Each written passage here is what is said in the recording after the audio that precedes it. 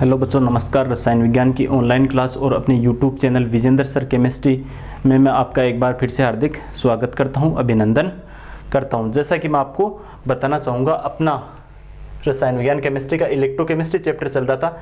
इसकी 16 क्लासें पूरी कंप्लीट हो चुकी है। इसके क्वेश्चन आंसर मैं कंप्लीट करवा चुका हूँ, चैप्टर पूरा हो गया था। आज इसके अपन न्यूमेरिकल के बारे में बात करेंगे। तो अपन बात करते हैं न्यूमेरिकल की।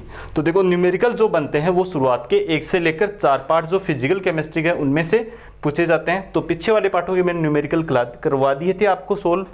आज अपन बात करते हैं इसके न्यूमेरिकल की। जैसे पहला न्यूमेरिकल है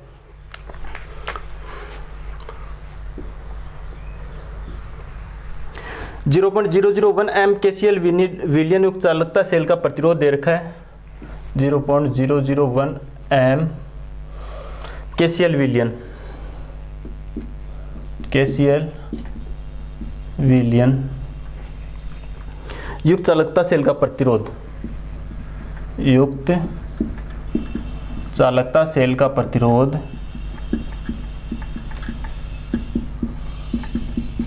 प्रतिरोध दे रखा है 1500 ओम है। 298 केल्विन ताप पर। कितने ताप पर? 298 केल्विन ताप पर। सेल स्थिरांक ज्ञात कीजिए। सेल स्थिरांक को वैसे अक्स के द्वारा लिखा जाता है। स्थिरांक ज्ञात कीजिए। सेल स्थिरांक ज्ञात करना है और 298 केल्विन पर विशिष्ट चालकत्व, विलयन की चालकता, या फिर मैं कहूँ विशिष्ट चालकत्व। यदि 298 केल्विन पर 0.001 एम विलयन की चालकता भी बोल सकता हूँ, और क्या बोल सकता हूँ इसको?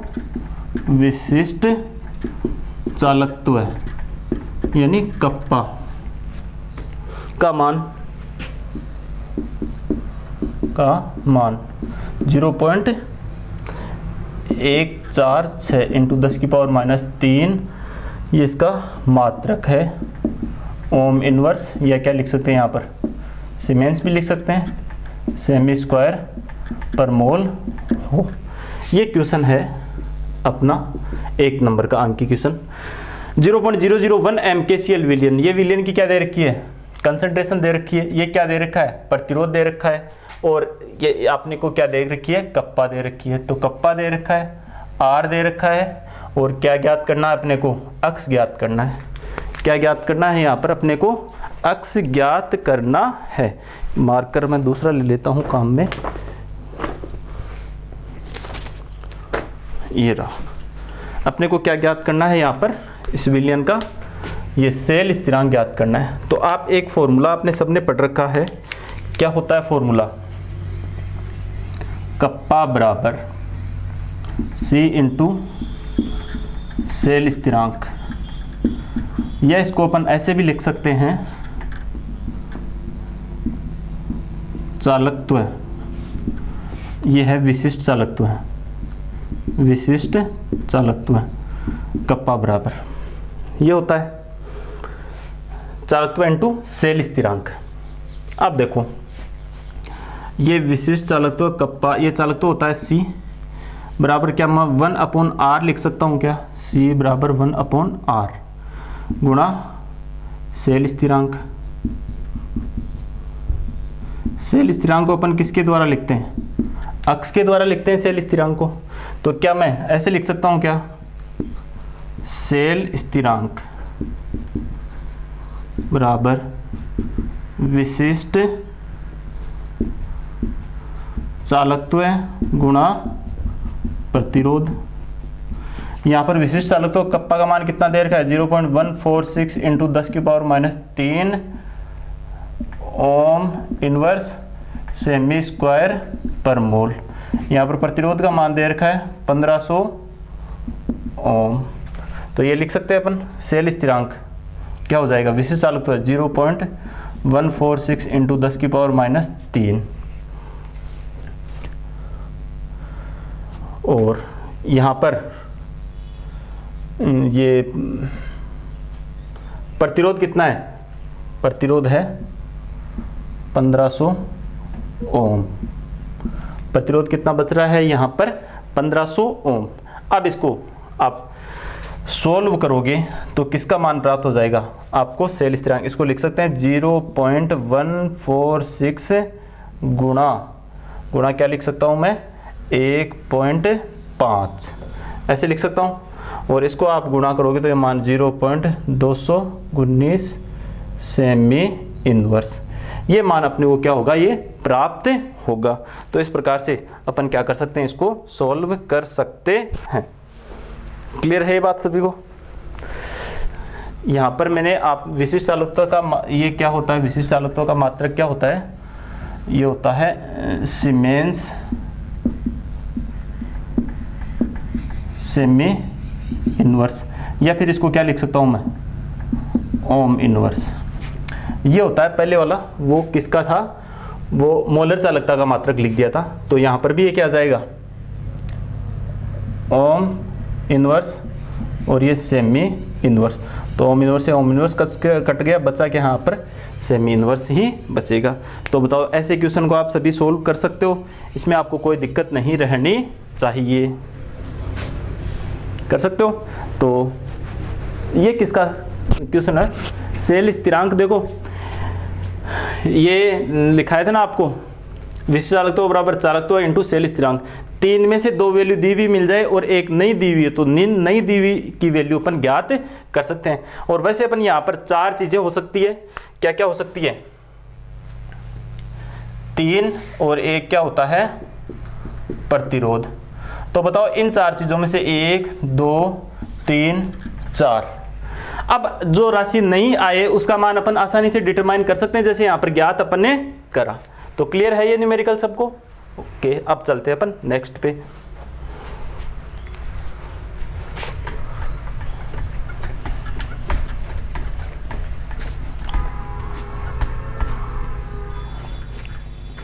आगे वाला क्वेश्चन है 298 केल्विन ताप पर 0.20 एम केसीएल विलयन का विशिष्ट चालकत्व दे रखा है।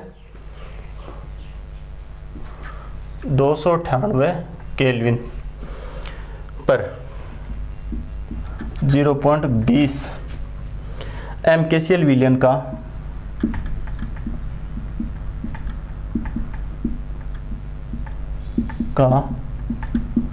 विशिष्ट चालकत्व है कप्पा 0.0248 ओम इनवर्स लिख सकते हैं इसको, या फिर मैं लिखूं सेमी इनवर्स है, या इसको अपन लिख सकते हैं सीमेंस भी लिख सकते हैं। ओम की जगह क्या लिख सकते हैं? सीमेंस। तो मोलर चालकता ज्ञात कीजिए।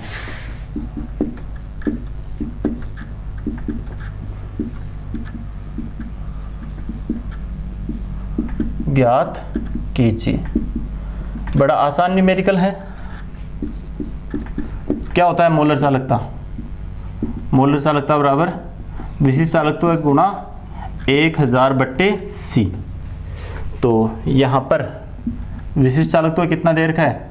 0.0248 ओम इनवर्स सेमी इनवर्स या सीमेंस सेमी इनवर्स इसको अपन लिख सकते हैं। और C कितना दे रखा है? 0.20 एम ज्ञात कर सकते हो। लेमडा एम बराबर 0.0248 गुणा 1000/0.20। अब इसको आप सोल्व करोगे तो आपके पास किसका मान आ जाएगा? आपके पास मोलर चालकता का मान आ जाएगा। और इसकी मोलर चालकता कितनी होगी? 124। 124 इसको ओम इनवर्स लिख सकते हैं, सेमी स्क्वायर और मोल इनवर्स। ये अपने को क्या प्राप्त हुई? यहाँ पर मोलर चालकता प्राप्त हुई। देखो मैंने कहा था विशिष्ट चालकत्व, उसमें से न्यूमेरिकल बन सकता है। विशिष्ट चालकत्व सेल स्थिरांक प्रतिरोध कुछ भी हो सकता है, वहां से वो पीछे सोल्व करवा दिया मैंने। दूसरा मोलर चालकता और तुल्यांकी चालकता में से भी न्यूमेरिकल बन सकता है, तो मोलर चालकता का ये न्यूमेरिकल मैंने सोल्व करवा दिया। सीधा सीधा दे रखा है, वैल्यू पुट करनी है और अपने को क्या करने, आंसर निकालने हैं। तो बताओ ये कर सकते हो सभी। अब अपन नेक्स्ट क्वेश्चन पे चलते हैं।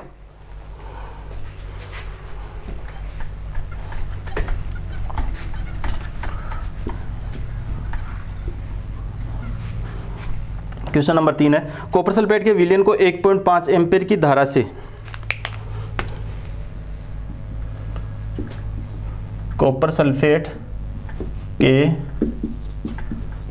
विलयन को 1.5 एम्पीयर की धारा से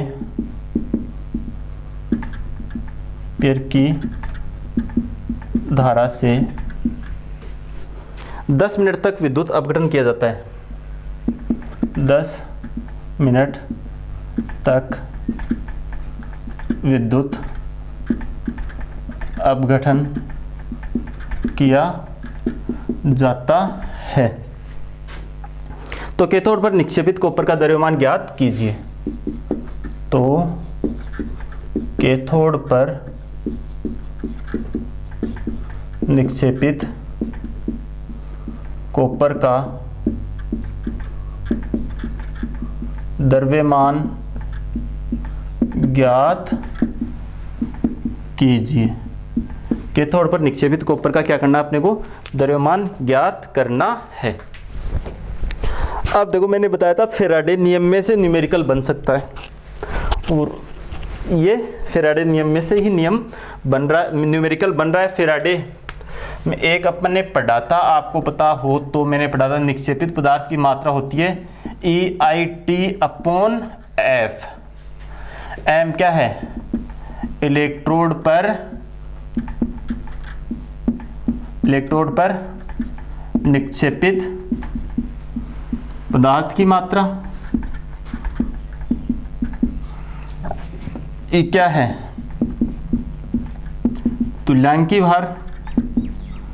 आई क्या है, प्रवाहित धारा एम्पियर में। टी क्या है, समय सेकंड में। एफ क्या है, फेराडे। एक फेराडे बराबर 96,500 कूलाम पर मोल। ये सब कुछ दे रखा है अपने को क्या ज्ञात करना है, अपने को यहाँ पर केवल निक्षेपित पदार्थ की मात्रा एम ज्ञात करनी है। बताओ ई की वैल्यू कितनी हो जाएगी। कॉपर सल्फेट में ऐसी होती है, रिएक्शन कैसे होती है, Cu2 plus aquatic plus 2 electron Cu, इस प्रकार से निक्षेपित होती है। तो तुल्यांकी भार, कॉपर का तुल्यांकी भार कितना होता है, कॉपर के लिए तुल्यांकी भार E बराबर क्या हो जाएगा, अणु भार कितना होता है इसका 63 बट्टे संयोजकता कितनी है, प्रवाहित होने वाले इलेक्ट्रॉन कितने हैं 2, तो कितना हो जाएगा 31.5। आई कितनी है 1.5 एम्पियर। टी कितनी है 10 गुणा 60 बराबर 600 सेकेंड। और एफ बराबर 96,500 कूलाम। बस ये वैल्यू अपने को क्या करनी है, पुट करनी है समीकरण में। तो m बराबर क्या हो जाएगा, ई का मान कितना है 31.5, आई कितना है 1.5 एम्पियर, टी कितना है 600 सेकेंड, 96,500 कूलाम पर मोल।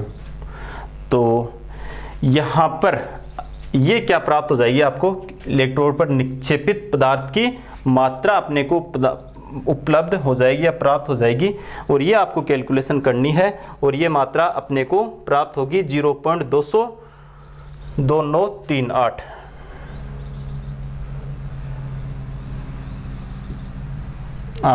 ग्राम। तो ये इलेक्ट्रोड पर निक्षेपित होने वाले पदार्थ की मात्रा इतनी प्राप्त होगी। तो बताओ, बस ये देर का अपने को क्या करना है, कैलकुलेशन करना है। ये फेराडे नियम में जो मैंने सूत्र लिखाया था उसका न्यूमेरिकल है। तो फेराडे नियम में जो सूत्र लिखाया था उसका न्यूमेरिकल भी आपको मैंने सोल्व करवा दिया है। ओके, अब चलते हैं अपन नेक्स्ट 4 नंबर का न्यूमेरिकल देखते हैं। बड़ा आसान न्यूमेरिकल है ये भी।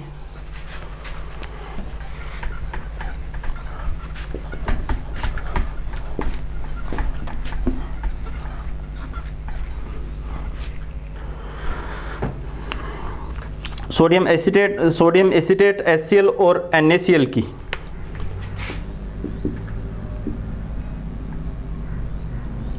HCl एवं NaCl की 298 केल्विन पर मोलर चालकताएं क्रम से एवं अनंत तनुता पर मोलर चालकताएं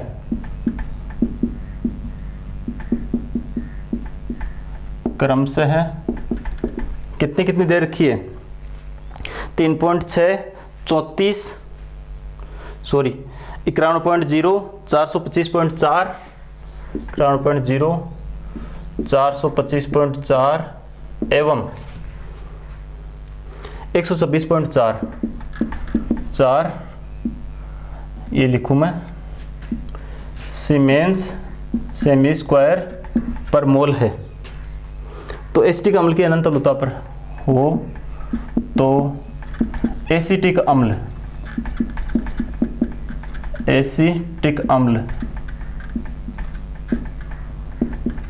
की अनंत तनुता पर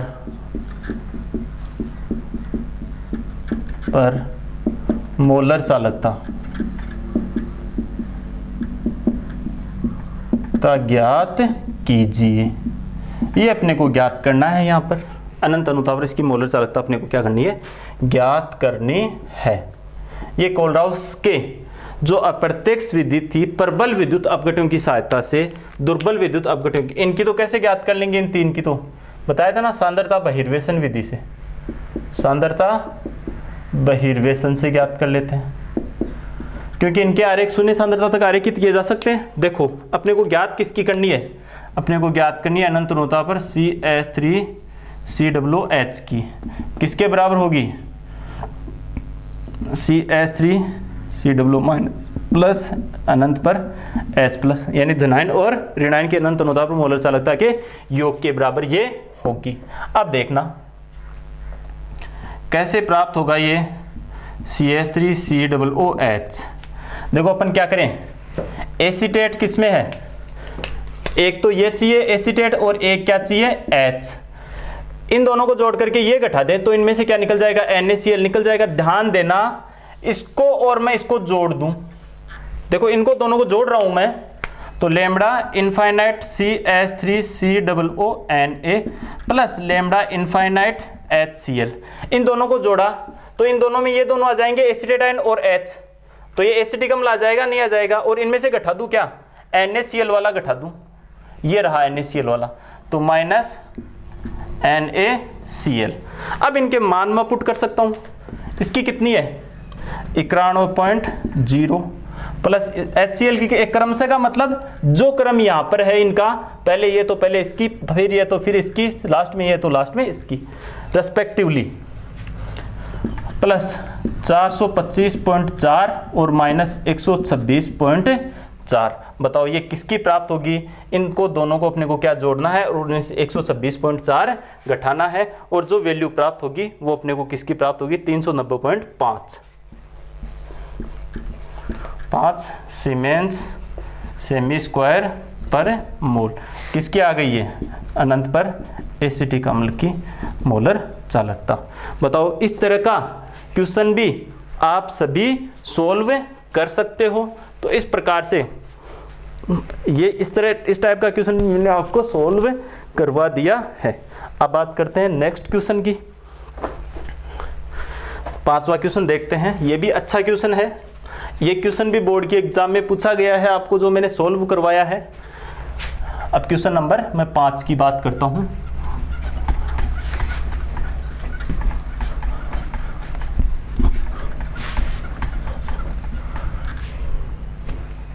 क्वेश्चन है ये 0.1 एम एवं 0.001 एम अमोनियम हाइड्रोक्साइड, 0.1 एम एवं 0.01 एम, यही है अमोनियम हाइड्रोक्साइड के मोलर चालकत्व क्रम से। अमोनियम हाइड्रोक्साइड के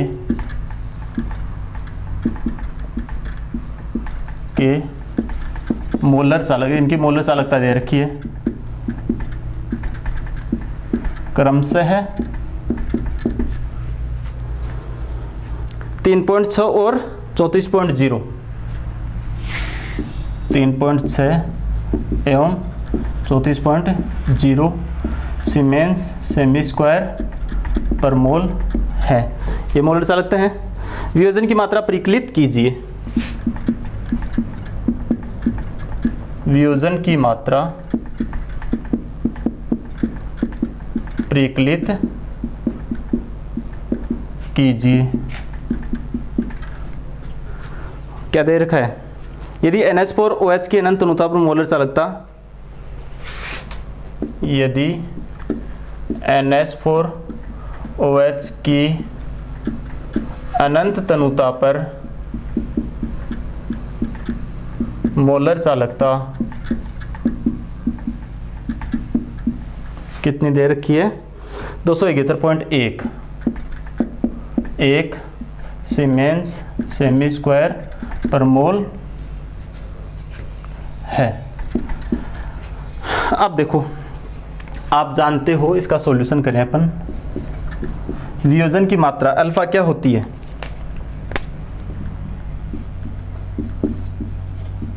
वियोजन की मात्रा क्या होती है? अल्फा लेमडा सी बटे लेमडा इनफाइनाइट, यानी दी गई सांद्रता पर मोलर चालकता, मोलर चालकता, बट ये क्या है?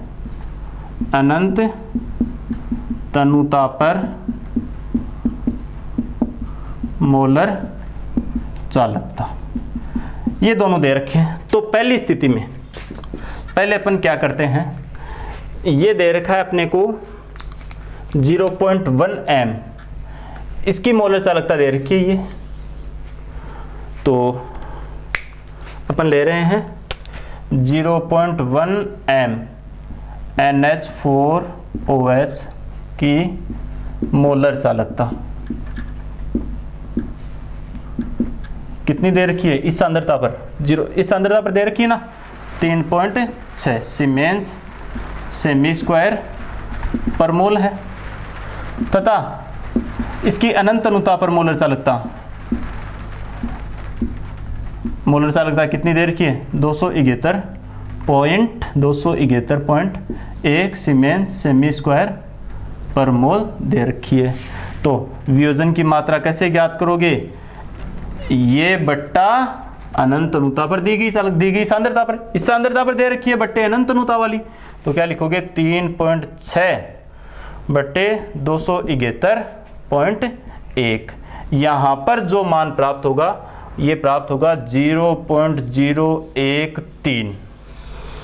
तो ये वियोजन की मात्रा, और इसको प्रतिशत में बदलें, अर्थात वियोजन की मात्रा बराबर 1.3% होगी। कितनी होगी? 1.3%। दूसरी स्थिति में देखें 0.001 एम NH4OH की मोलर चालकता लेमडा एम कितनी दे रखी है? 34.0 सीमेंस सेंटीमीटर सेमी स्क्वायर और पर मोल, और इसकी अनंत अनुता पर मोलर चालकता कितनी दे रखी है? वही 271.1 सीमेंस सेमी स्क्वायर पर मोल। तो वियोजन की मात्रा निकाल सकते हो, 34.0 बट्टे 271.1 कितनी आएगी? 0.125। तो ये वियोजन की मात्रा कितनी हो जाएगी परसेंट में, अर्थात वियोजन की मात्रा, वियोजन की मात्रा 12.5%। अब देखो एक चीज़ देखना, ये यहाँ पर तनुता बढ़ाई, इसकी तुलना में तनुता बढ़ा दी ना, तनुता बढ़ाते ही वियोजन की मात्रा देखो 1.3 से कितनी आ गई 12.5। तो तनुता बढ़ाने पर या सांद्रता घटाने पर वियोजन की मात्रा बढ़ रही है या नहीं बढ़ रही है? बताओ, ये क्वेश्चन भी आपको सभी को क्लियर हुआ या नहीं हुआ? तो दी गई सांद्रता पर मोलर चालकता, तो ये सांद्रता ही दे रखी है, इस पर मोलर चालकता ये, इस पर मोलर चालकता ये, तो और बटे अनंत तनुता पर मोलर चालकता। यही था वियोजन की मात्रा का फॉर्मूला। ये भी न्यूमेरिकल इंपॉर्टेंट है, सबको ध्यानपूर्वक सोल्व करना है, कॉपी में ये उतारना है, लिखना है। चलो नेक्स्ट की बात करते हैं अब।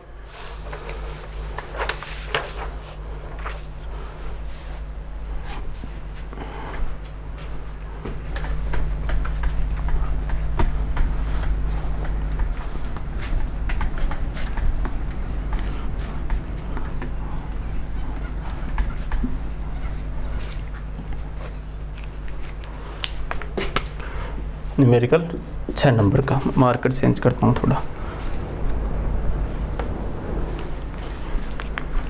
अब देखो ये है Ni2 प्लस Ni इलेक्ट्रोड का मानक इलेक्ट्रोड विभव ज्ञात कीजिए।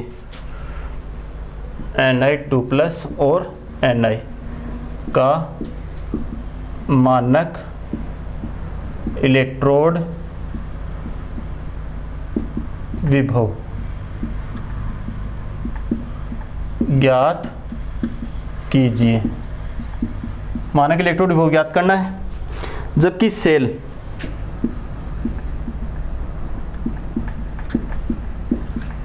दे रखा है अपने को Ni2 प्लस 1m, ये लाउंड से तू Cu2 प्लस 1m और ये Cu। सेल का सेल विभव, सेल का सेल विभव देखा 0.59 वोल्ट है, तथा कॉपर अर्ध सेल विभव तथा कॉपर 2 प्लस n का अर्ध सेल विभव दे रखा है 0.34 वोल्ट। ये तो 0.34 वोल्ट होता है, वोल्ट है। अब अपने को इसको क्या करना है, सॉल्व करना है। अब देखो सबसे पहले इसका सेल आरेख क्या है।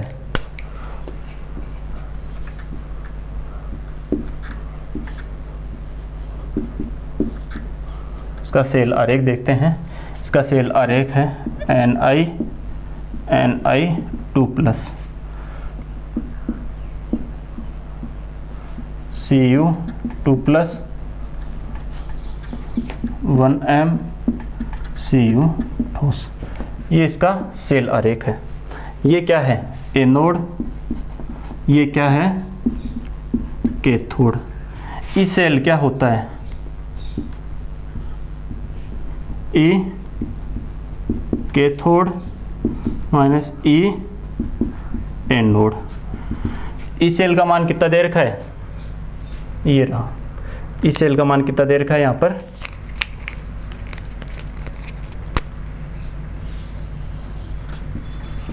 इस सेल का मान ये दे रखा है, तो 0.59 वोल्ट। ठीक है। ई कैथोड, ई कॉपर 2 प्लस, यहाँ पर सभी के अपचयन विभव लिखेंगे माइनस ई एनोड Ni2 प्लस और ये Ni 0.59 वोल्ट बराबर, इसका कितना दे रखा है कॉपर का, ये रहा कॉपर वाला, ये दे रखा है क्या, तो ये लिख दूं मैं 0.34 माइनस इसका अपचयन विभव जाएगा, तो ये लिखूं मैं ई Ni2 प्लस Ni बराबर 0.34 माइनस 0.59। ये मान अपने को कितना प्राप्त हो जाएगा, ये माइनस में आएगी वैल्यू, कितना बचा,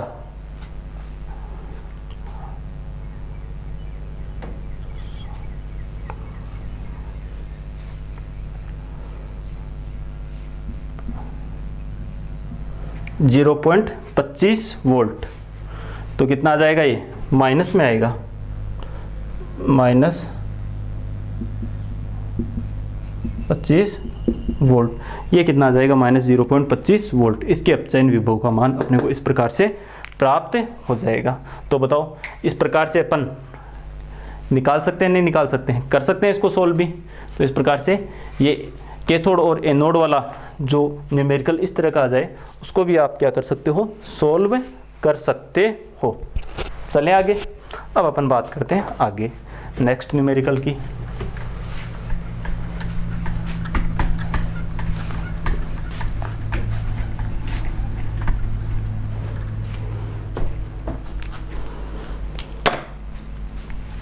यदि कॉपर इलेक्ट्रोड का मानक इलेक्ट्रोड विभव, यदि कॉपर इलेक्ट्रोड का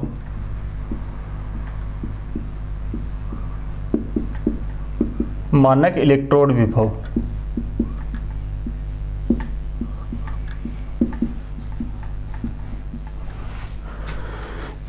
0.34 वोल्ट है,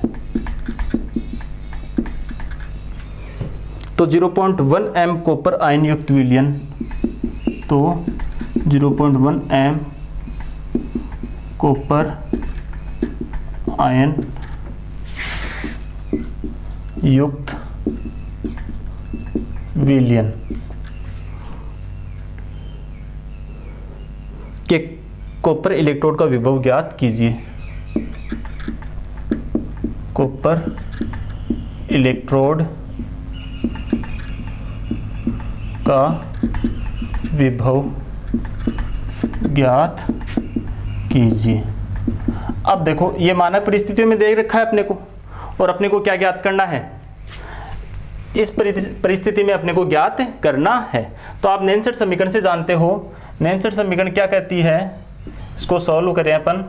E बराबर ई नोट माइनस 0.059 बट्टे n log, ये था के था यहाँ पे, के था उत्पादों की सांद्रता, उत्पादों की सांद्रता बट्टे अभिकारकों की सांद्रता, ये था नहीं था। अब देखो, ये रिएक्शन ऐसी थी यहाँ पर, ये कॉपर 2+ 2 इलेक्ट्रॉन, ये क्या बन रहा है यहाँ पर, कॉपर सॉलिड। इसकी सांद्रता कितनी दे रखी है अपने को, 0.1 एम। तो ये अप्लाई कर सकते हैं यहाँ पर। उत्पाद तो क्या है यहाँ पे, ठोस है, तो ये क्या हो जाएगा, इकाई हो जाएगा। तो नैनसेट समीकरण अप्लाई करो यहाँ पे। E बराबर ई नोट, ई नोट का मान कितना है, ई नोट ये पड़ा अपने पास, तो मैं सीधा ये लिख दूँ 0.34 और माइनस 0.059 बट्टे इलेक्ट्रॉन कितने हैं, n का मान इलेक्ट्रॉन की संख्या के बराबर 2 log 1 बट्टा ये इकाई हो गया 0.1 m। अब 0.1 m को मैं ये पॉइंट हटाने के लिए यहाँ पर ऊपर क्या कर सकता हूँ, 10 का गुणा, तो ये log 10 ही हो जाएगा। पूरी वैल्यू क्या हो जाएगी यहाँ पर, मैं सीधा लिख सकता हूँ log 10, और log 10 की वैल्यू कितनी होती है, 0.34 माइनस 0.059 बट्टे 2, और log 10 का मान कितना होता है 1, क्योंकि log 10 बराबर क्या होता है 1 होता है। और इसको सोल्व करेंगे तो अपने को मान कितना प्राप्त होगा, E बराबर 0.31 वोल्ट। तो एकल इलेक्ट्रोड का विभव इस प्रकार से अपन ज्ञात कर सकते हैं नैनसेट समीकरण की सहायता से। वहाँ पर मैंने इसका अनुप्रयोग बताया था, तब ये भी बात मैंने आपके साथ करी थी। तो क्लियर हुआ, ये क्वेश्चन भी आपको सबको क्या रहना चाहिए, क्लियर रहना चाहिए, इसमें भी आपको कोई दिक्कत नहीं रहनी चाहिए। अब अपन बात करते हैं नेक्स्ट क्वेश्चन की।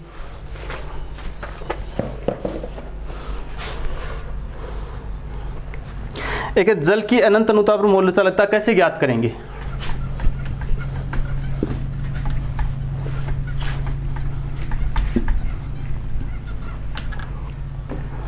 जल की अनंत अनुता पर मोलर चालकता अपन कैसे ज्ञात करेंगे? तो देखो क्या तरीका है इसका ज्ञात करने का। अपने को क्या चाहिए? परबल चाहिए, NaOH चाहिए और एक क्या चाहिए? HCl। तो इनसे ज्ञात कर लेंगे अपन। कैसे ज्ञात करेंगे? H2 बराबर क्या करेंगे इसमें अपन? Lambda NaOH plus lambda HCl minus lambda NaCl। क्या प्राप्त हो जाएगी अपने पास? ये Na और ये Cl हट जाएगा इससे, और क्या बच जाएगा? H2 की प्राप्त हो जाएगी। बताओ, इस प्रकार से इनकी सहायता से अपन क्या ज्ञात कर सकते हैं? ज्ञात कर सकते हैं। और क्या चाहिए अपने को? NaCl। ये 3 प्रबल विद्युत अपघटन हैं, इनकी सांद्रता बहिर्वेशन से अपन ज्ञात करके जल की अनंत अनुता पर मोलर चालकता अपन ज्ञात कर सकते हैं। आसान सा प्रश्न है, कर सकते हो सभी। अब अपन नेक्स्ट क्वेश्चन की बात करते हैं। आगे वाला क्वेश्चन देखो दे रखा है,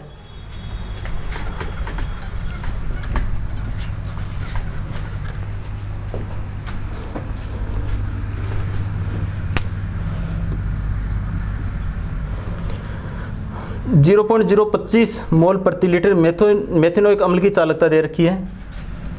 0.025 मोल पर लीटर, मोल पर लीटर मेथेनोइक अम्ल की चालकता 46.1।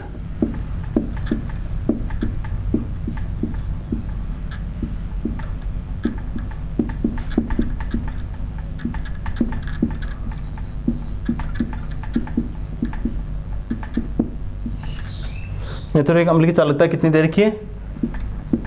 46.1 सीमेंस सेंटीमीटर इनवर्स दे रखी है की चालकता।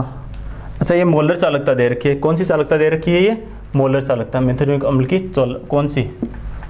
मोलर चालकता पर मोल है। इसकी वियोजन की मात्रा एवं वियोजन स्थिरांक का परिकलन कीजिए। इसकी वियोजन की मात्रा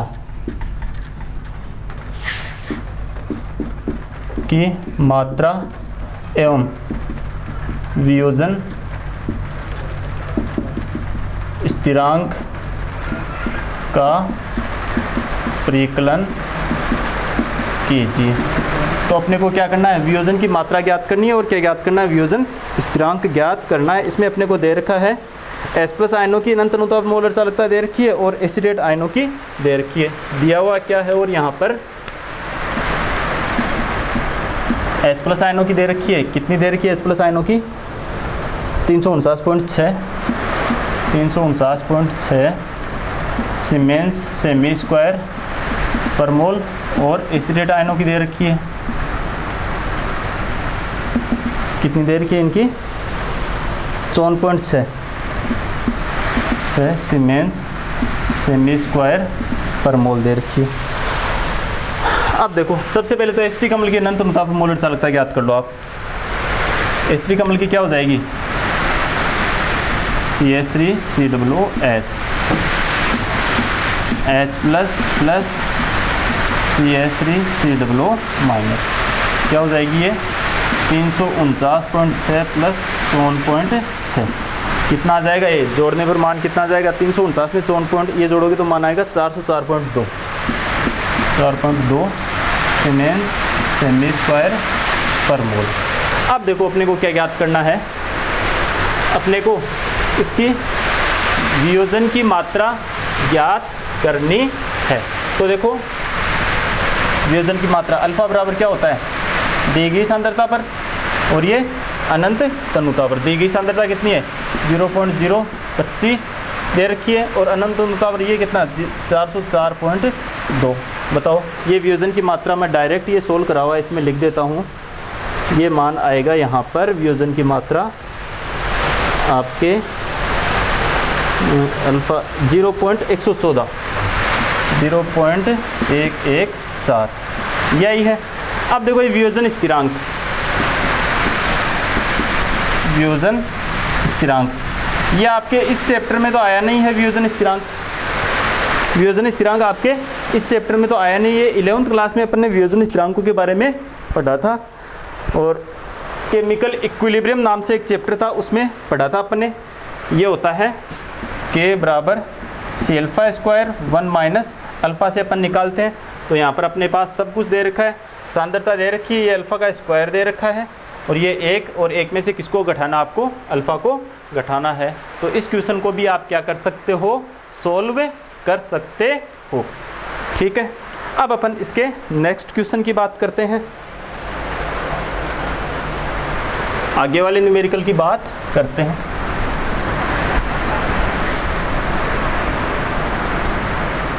आगे वाला न्यूमेरिकल है, उन धातुओं की सूची बनाइए जिनका विद्युत अपघटनीय निष्कर्षण होता है। ये मैं सीधा ही बता देता हूँ आपको, सोडियम, कैल्शियम, मैग्नीशियम और एल्यूमिनियम। सोडियम, कैल्शियम, मैग्नीशियम और एल्यूमिनियम, इन धातुओं का क्या होता है, विद्युत अपघटनीय निष्कर्षण होता है। विद्युत अपघटनीय निष्कर्षण होता है क्योंकि इनकी क्रियाशीलता क्या रहती है, बहुत ही अधिक रहती है, अतः इनका क्या किया जाता है, विद्युत अपघटनीय निष्कर्षण किया जाता है। ये मैं 10वें क्वेश्चन में आपको ले रहा हूँ। आगे वाला क्वेश्चन है इसका, नीचे दिए गए मानक इलेक्ट्रोड विभव के आधार पर धातुओं की बढ़ती हुई अपचायक क्षमता के क्रम में व्यवस्थित कीजिए। ये बच्चों आप आराम से कर सकते हो। ये दे रखा है यहाँ पर, पोटेशियम का दे रखा है, पोटेशियम का दे रखा है 2.93 वोल्ट दे रखा है और सिल्वर का दे रखा है Ag 0.80 वोल्ट दे रखा है सिल्वर का, और मरकरी का दे रखा है 0.79 Hg और Hg 0.79 वोल्ट दे रखा है, सॉरी Hg 2+ में है ना। और दे रखा है मैग्नीशियम का Mg 2+ और ये Mg, मैग्नीशियम का दे रखा है 2.37 वोल्ट। ये मैग्नीशियम का पीछे वाले में मैंने 2.86 बोल दिया था, जबकि इसका एग्जैक्ट कितना होता है, 2.37 वोल्ट होता है। और क्रोमियम का दे रखा है -0.74 वोल्ट, क्रोमियम 3+ से क्रोमियम, इसका दे रखा है 0.74 वोल्ट, 0.74 वोल्ट। अब देखो अपने को बढ़ती हुई अपचायक सामर्थ्यता के क्रम में लिखना है, तो लास्ट में कौन आएगा जिसकी अपचायक सामर्थ्यता सबसे ज़्यादा हो, किसमें लिखना है, बढ़ती अपचायक सामर्थ्य। तो बढ़ती अपचायक सामर्थ्यता बढ़नी चाहिए। सक्रियता श्रेणी में ऊपर की ऊपर जो धातुएं थी जिनके मानक इलेक्ट्रोड विभव का मान अधिक ऋणात्मक बोले या फिर क्या था, कम था, वो थी प्रबल अपचायक। तो सबसे अधिक ऋणात्मक किसका है, इसका, तो ये सबसे प्रबल अपचायक होगी। तो पोटेशियम का क्या आएगी, पोटेशियम सबके लास्ट में आएगी, ये सबसे प्रबल अपचायक है। फिर देखो किसका है, मैग्नीशियम Mg, फिर कौन सी आएगी, 1 नंबर पे ये होगी, 2 नंबर पे ये होगी और 3 नंबर पे ये होगी क्रोमियम।